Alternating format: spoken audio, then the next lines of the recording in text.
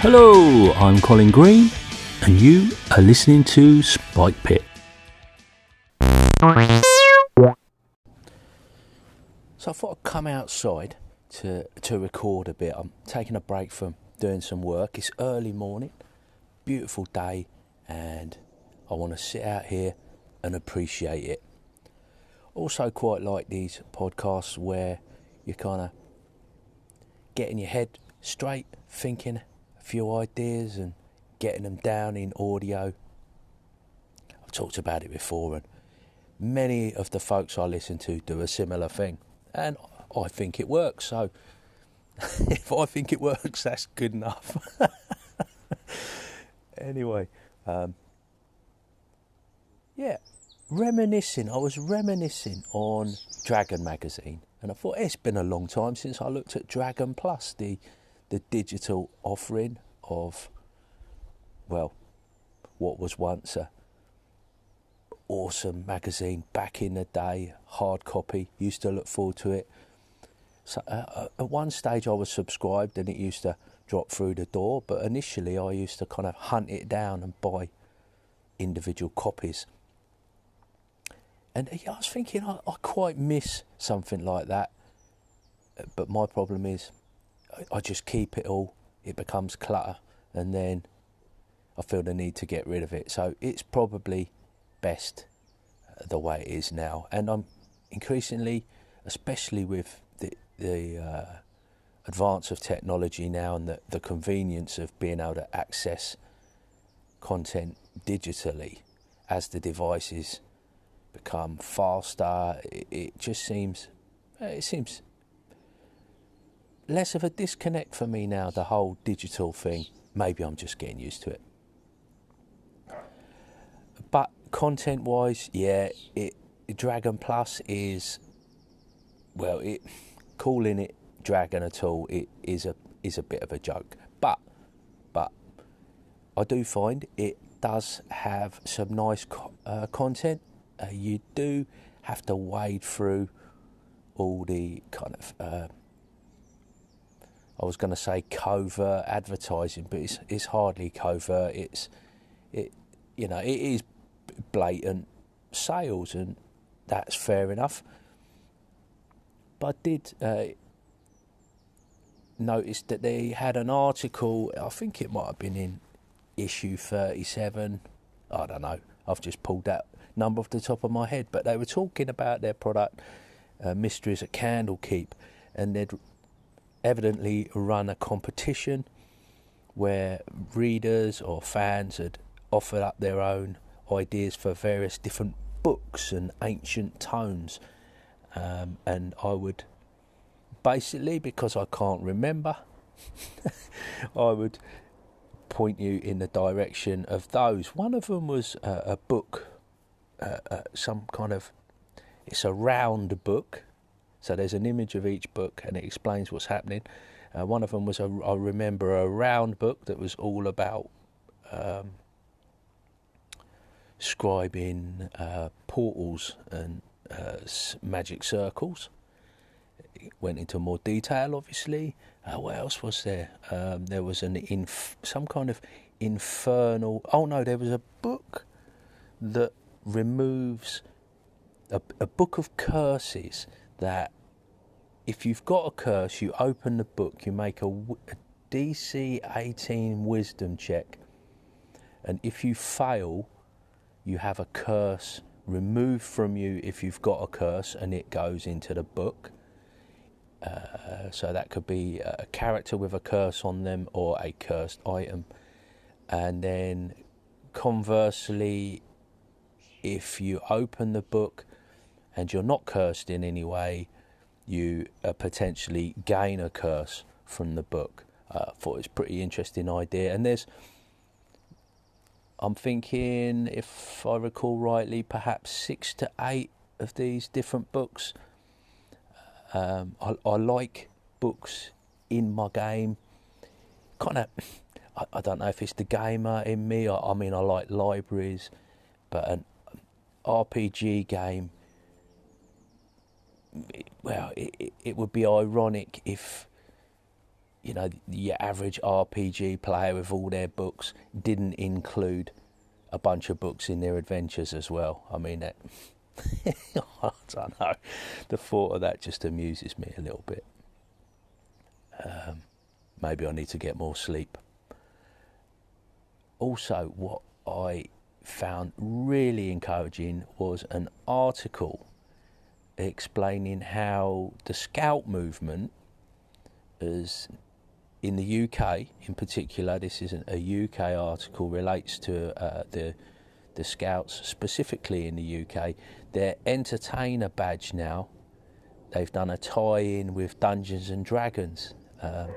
Various troops around the country have been running D&D as part of their program, and it kind of links to the Scout website and looks at activities for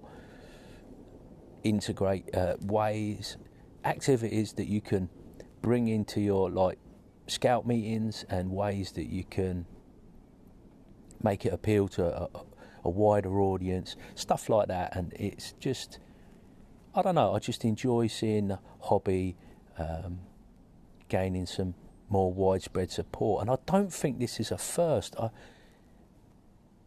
I don't know if it has ever been in the UK, but I'm pretty sure that this isn't the first time D&D has been on a Scout badge in some way. But I think it may be the first time in a little while. So that's encouraging. Perhaps my friends across the pond have similar stories or some involvement with the Scouts and could point me in the right direction to find out more. Maybe with the large following in the States, this is something that goes on over there, and for all I know has gone on for years. Now we're getting into a section of the show that I want to call the Whiskologist Variety Cast. Got calls from Ivy the Happy Whisk, after Jason, and then finishing out with the GMologist himself, Karl Rodriguez. So enjoy. I am going to cut this with some nonsense from me, just to break things up a little bit and see how that goes. And I'm breaking the golden rule of not introducing what I haven't actually done yet. So let me explain that. Generally, when I do a podcast, I record my stuff, then I go back to the beginning and do the introduction. I am not doing that, so who knows how that's going to go. It'll be like podcasting back in the day when I started. Probably better. And when I say better, I mean I was probably doing things better originally. Every time I make changes, it seems to be one step forward, two steps backwards. But I don't know. They always say you've got to ride out a dip. Hey Colin, I hope you can hear me. I have headphones on that have a mic on. I love that you're doing, I haven't been to podcasting in a while, now I'm back, and I love that you're doing podcasts that just aren't just gaming, because why not, right? You got stuff to say. And I love the idea of little changes. A long time ago, I thought about making a blog that was like there's small changes every day or something like that, and it makes such a big difference. Even if it's just a glass of water, that's fantastic. It's all carried out, and it all builds up, and I think it's a fantastic idea. I love it. And sometimes cutting off food at a certain time at night, it just works. It's like the brain's just like, okay, I'm done eating now. I love that. Okay, that's it for me. Whisk out. I also find out when I stop eating earlier at night, I sleep better. I sleep so much better if I cut it off right after supper. Just way better than if we're out and about and I get home and we're eating super late, and then I find I'm uncomfortable before bed, and I don't sleep as good, I don't sleep as sound, and I don't wake up as light and airy as I do when I cut it off earlier. Hey, Colin, you're not going to chase me away that easy. Great episode. I'm glad the health stuff is coming together for you. That's awesome. That is definitely the biggest thing I need to work on, to be honest. My worst habits, my lack of doing anything healthy. So I definitely need to pick that up. But great episode. That's awesome. The stuff going at school with the robotics club and doing the STEM stuff. And yeah, we do need to get women into those things. I mean, you're doing a great job over there. You're doing important work, my friend. So I'm glad to hear it. And I look forward to talking to you soon. Take care. And she said it. She's back. Ivy the Happy Whisk. Awesome to hear from you again. I'm glad you're fired up and putting some podcasts out there. And the man himself, Jason, seems that I didn't manage to scare him off, and that is a relief. Picking up on the health thing, that is going along nicely. Doing my daily walk, still losing the weight. In fact, Ivy mentioned sleeping. I do find when I'm not kind of too late on a device and I've been busy and I've erred a little on that front. I've been a couple of nights I was a bit late getting to bed and I was working on the computer. That definitely had an adverse effect on dropping off. I was just mulling things over in my mind, and I do believe you need to take time to relax properly. Now I think sometimes we can think we're relaxing, but we're not relaxing. I'm wondering now. I've got a chair out on the patio where I'm recording this, and it's like a reclining thing, a lawn chair. And do you know, it might be quite nice to just sit out of an evening and lay there, perhaps do some breathing exercises. I wouldn't call it meditation, but just shut off everything and try and, I don't know, would that be a bit of mindfulness? Might give that a go. But thanks for the call-ins, guys. As ever, awesome to get call-ins, and they are the lifeblood of this show. Inspires me to think of other ideas and things to come back with. And I just like that conversation. It can be a lonely business as a podcaster, talking into the void, never knowing if anybody's listening. All you got is these numbers to go on, and that could be all made up. The other thing that I noticed that is just too cool and super tempting to someone like me, on the DMs Guild for free, it's kind of the author's way of dangling a carrot, promoting themselves.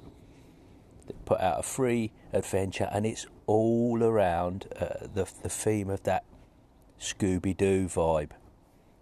So it's D&D with the gang from Scooby-Doo re-skinned into D&D characters. I think old Fred. So they all look like D&D characters, except that like Fred is, I'd say, a half-orc. There's can't remember what Velma is. One of them's a tiefling. Oh man, I should have looked at this before talking about it. Scooby is a gnoll. I think he's a gnoll, but presumably a kind of a friendly gnoll. And the adventure is some sort of spooky haunted house. It's designed as a one-shot with these pre-gens. To me, you know, you might think it's totally silly, but to me it looks like fun. I'm gonna download it, have a better look at it, and yeah, the designer is promoting, I think, a series of these off the top of my head. As the rest of this podcast, you will notice there is a theme. All of this is coming off the top of my head. No rigour in terms of research or accuracy. Oh, sorry guys if I'm wasting your time, but I'm just trying to point you at it. Have a look. It's I think it's a bit of fun, and folk of a certain age are gonna maybe appreciate the nostalgia. I know I do. And once I've had a look, perhaps like a lot of my recommendations, you might be well advised to not waste your time. Don't bother acting on it. I'll have a look, shall we say, and report back. Now, if you're of a sensitive nature, you might not want to listen to the next episode. It's the ruthless and irrepressible Karl, the gemologist, talking about old adventurers. Sticking with the theme of books, it's a bit of a throwback to my comments about Heart of Darkness, but more importantly, it's contentious, opening up old wounds. Seems that, I don't know, sounds to me like all is not forgiven, all is not well on the nerdologist front. Hey, Colin, I really agree with your caller when they talked about the Heart of Darkness. It is definitely gameable, and I was able to run a game that was an homage to Heart of Darkness using the Harnmaster rules. It was called Dark Wratham No. 1, Heart of Darkness. And Arlen Walker from Live from Pelham's Wasteland played, and Jason Connerly from Nerds RPG Variety Cast played, among others. And this one is probably notorious because it's the game that Jason refers to, where I forced him at gunpoint to play a sailor that was a pre-gen, and I didn't allow him to change it. It's actually a very good adventure. They found the Kurtz character, and mayhem ensued. And there's actually a couple more chapters of Dark Wratham that I'd love to get to the table. And Jason, I promise here on Spikepit that I'll let you make your own character this time. Yeah, listen up. While Jason's not paying attention, I'm going to talk about him a little bit. At least I hope he's not paying attention. Now, does anybody else remember or has anyone else noticed that whenever Jason talks about Barbarians of Lemuria, not that he ever talks about it, but yeah, he always uses the example of a sailor when talking about the skill system. Now, there's a pattern. And also, whenever he's talking about the skill system, he uses the same example. Now, is this scripted? Is this show of his scripted? And it's always tying knots. Let me see if I can remember it. Tying knots, cursing and using foul language. And maybe, was it navigation? I don't know. Call in if you can remember some of the skills that Jason uses in examples of his sailor from Barbarians of Lemuria. If you're a true fan, you will know these answers. Sorry, Jason.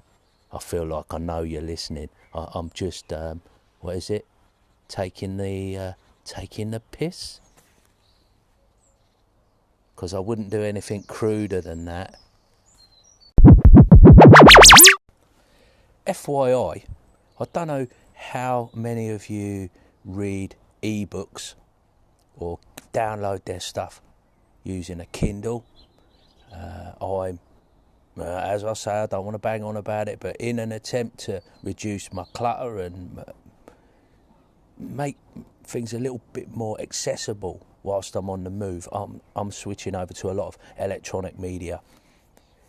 I find it quite useful for cutting things up and cutting and pasting and making other documents. Obviously, this has got a lot to do with my new role, but I didn't realise that when you use Kindle on a, I don't know if it's peculiar to Apple, but on a laptop, say, it's super easy. You can make up decks of flashcards just by cutting and pasting text and typing in your cues and questions, and then pasting in an answer on the reverse side of flashcards. You can build up these decks. And the other thing, there's a whole lookup facility.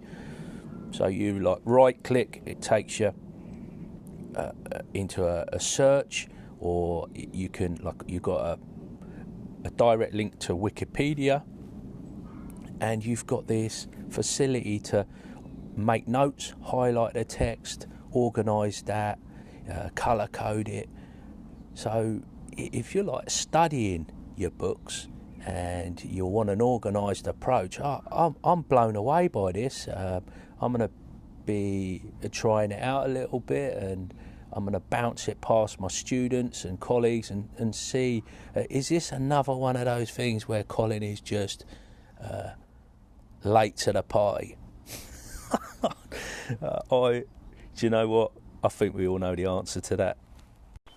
Regular listeners, of course, will have noticed this, and it will come as no surprise when I tell you that I am a bit of a strange character.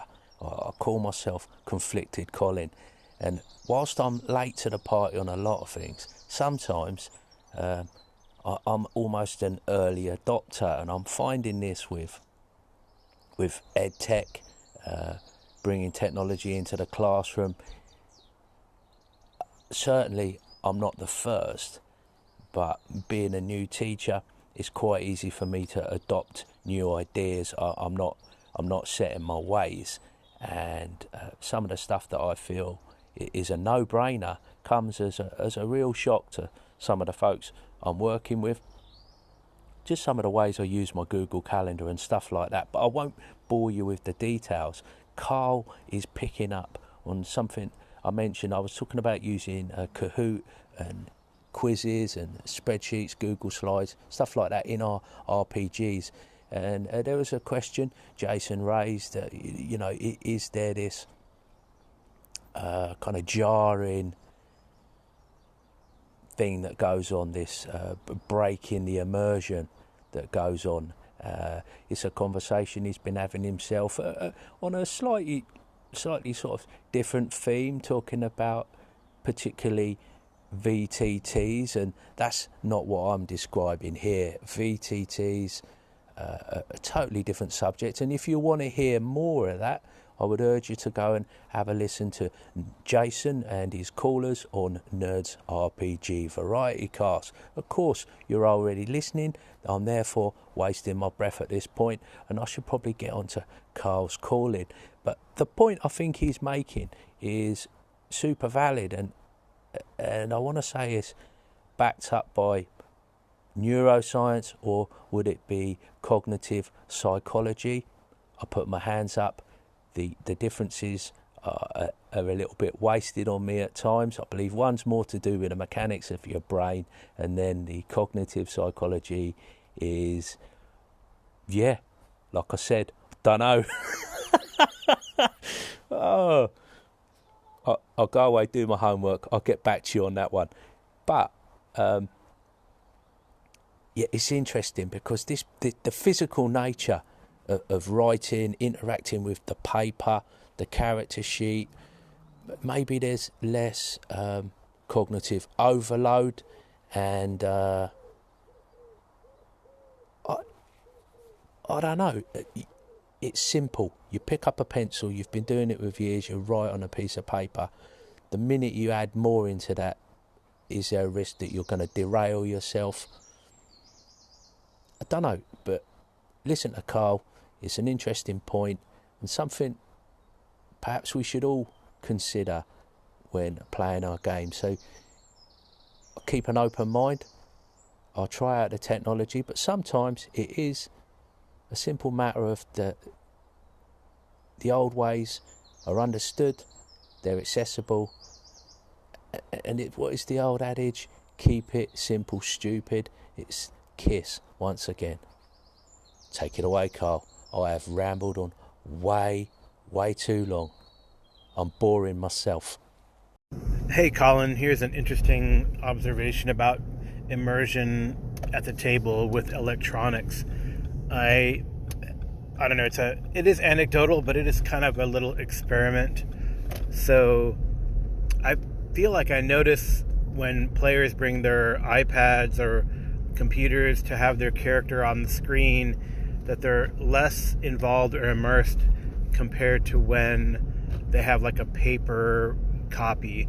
And I noticed this when I from the starter set, I handed out pre-gen copies of some characters, and they kind of got into them and actually read them, and paid attention and were more involved in the game than when they're looking at their electronic copy or whatever.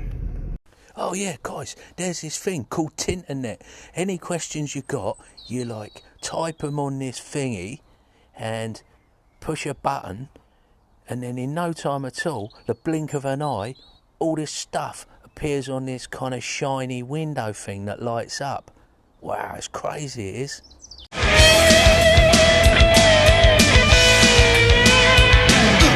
And that, as they say, is a wrap. Big thanks goes out to you, the listener, for taking a bit of time out of your day to listen to old Spikepit. Take care, and I'll catch you later.